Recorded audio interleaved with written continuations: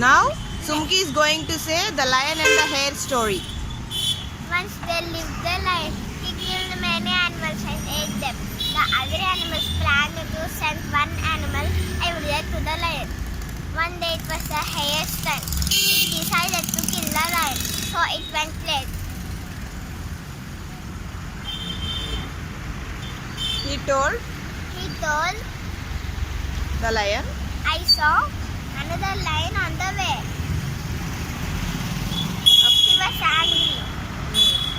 The lion was angry. The lion was angry.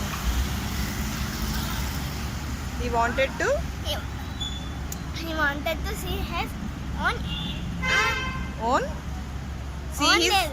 see his enemy. enemy. Hare took him to a well. The lion looked in. And see, He saw no image in the water. Lion jumped into the well, but he drowned. drowned. Drowned. The hare was lived happily. Very good. And the moral is బలము కన్నా తెలివి గొప్ప. బలం కొన్న తెలివి గొప్ప. ఇంగ్లీష్లో చెప్పు.